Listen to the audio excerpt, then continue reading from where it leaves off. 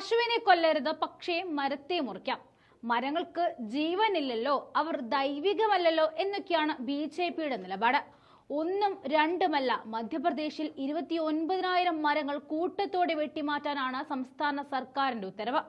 അതും മന്ത്രിമാർക്കും MLA മാർക്കും താമസിക്കാനുള്ള കെട്ടിടങ്ങൾ പണിയാൻ വേണ്ടി. മരങ്ങളെ സംരക്ഷിക്കണം, മരങ്ങളുണ്ടെങ്കിലേ ജീവൻ നിലനിൽക്കൂ എന്നൊക്കെ ബോധമുള്ളവർ പറയുമ്പോഴും അതൊക്കെ വെട്ടി പോളിഷ് ചെയ്ത വീട് മോടി പിടിപ്പിക്കാനാണ് മധ്യപ്രദേശ് ഭരിക്കുന്ന BJP നേതാക്കൾക്ക് താല്പര്യം. നിയമസഭയും ലോക്സഭയും ഒരുപോലെ കൈക്കലാക്കി വെച്ചിരിക്കുന്ന BJPയുടെ ഈ നിലപാടുകളോട് കടുത്ത പ്രതിഷേധമാണ് മധ്യപ്രദേശ് ഭോപ്പാൽ ഭാഗത്തു നിന്നും നടക്കുന്നത്. നടപടിക്കെതിരെ സ്ത്രീകളുടെ നേതൃത്വത്തിൽ പ്രദേശവാസികളും പരിസ്ഥിതി പ്രവർത്തകരും പ്രതിഷേധം ഉയർത്തിയതോടെ മരം മുറിക്കാനുള്ള നീക്കം വൻ വിവാദമായി മാറി. BJP സർക്കാരിനെതിരെ കോൺഗ്രസും രംഗത്തെത്തിയിട്ടുണ്ട്. 29,000 മരങ്ങൾ വെട്ടിമാറ്റി മന്ത്രിമന്ദിരങ്ങളും MLA മാർക്കുമായി കെട്ടിടങ്ങളും പണിയാനൊരുങ്ങുന്നു എന്ന മധ്യപ്രദേശ് സർക്കാർ ഉത്തരവിനെതിരെ വലിയ ജനരോക്ഷമാണ് പടർന്നുയരുന്നത്. മുറിച്ചുമാറ്റുന്ന മരങ്ങളെ കെട്ടിപ്പിടിച്ചും രക്ഷകെട്ടിയും പ്രദേശത്തെ സ്ത്രീകളാണ് പ്രതിഷേധത്തിന് മുന്നിൽ നിൽക്കുന്നത്.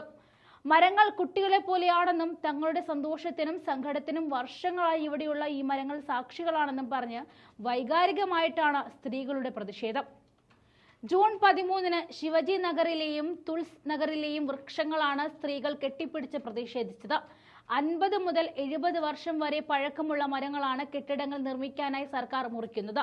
ഭോപ്പാലിലെ ശിവാജി നഗറിലെ 31, 46 വാർഡുകളിൽ വരുന്ന ഈ പ്രദേശത്തെ നിലവിലെ കെട്ടിടങ്ങൾ പൊളിച്ച് വലിയ ബംഗ്ലാവുകൾ നിർമ്മിക്കാനുള്ള പദ്ധതിയിലാണ് പ്രതിഷേധം.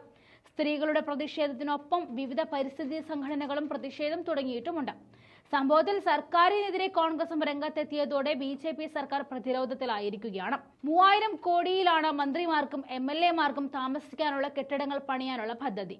60,000-ത്തിലധികം മരങ്ങളാണ് ഈ മേഖലയിലുള്ളത്. മരങ്ങൾ മുറിക്കരുതെന്ന ആവശ്യമാണ് നാട്ടുകാർ മുഖ്യമന്ത്രിക്ക് മുന്നിൽ വെച്ചിട്ടുള്ളത്. തടാകങ്ങൾക്കും പരിസ്ഥിതിക്കും വൈവിധ്യത്തിനും പേരുകെട്ട ഇടമാണ് ഭോപ്പാൽ. കഴിഞ്ഞ 10 വർഷത്തിലെ നിർമ്മാണ പ്രവർത്തനങ്ങൾ മൂലം ഭോപ്പാലിലെ 30% പച്ചപ്പാണ് ഇതിനോടകം നഷ്ടമായിട്ടുള്ളത്. ഇതിനു പുറമെ 20%-ഓളം വനമേഖലയിലും കഴിഞ്ഞ 5 വർഷത്തിനിടയിൽ കുറവ് വന്നിട്ടുള്ളത്. മരമുറിക്കൽ വിവാദം കത്തിപ്പടരുമ്പോൾ നമുക്ക് ചോദിക്കാനുള്ളത് ഒരേ ഒരു ചോദ്യം മാത്രമാണ്. പശുക്കളെ അറക്കരുതെന്ന് പറയുകയും ചാണകത്തെ പ്രസാദമായി കണ്ട് തൊഴുന്നവർക്കും മരം മുറിക്കാനുള്ള അവകാശം ആരാണ് കൊടുത്തതെന്ന്? പ്രകൃതിയുടെ മറ്റൊരു മുഖത്തെ വലിച്ചു കീറാൻ പശു സംരക്ഷകർക്ക് എന്ത് അർഹതയാണുള്ളത്? അങ്ങനെ നോക്കുമ്പോൾ മരങ്ങളെ ഇല്ലാതാക്കി അവിടുത്തെ ജീവവായു നഷ്ടപ്പെടുത്തിക്കൊണ്ട് ജനജീവിതത്തെ സ്തംഭിപ്പിക്കുകയല്ലേ BJPയുടെ ലക്ഷ്യമെന്നും നാം തിരിച്ചറിയേണ്ടിയിരിക്കുന്നു.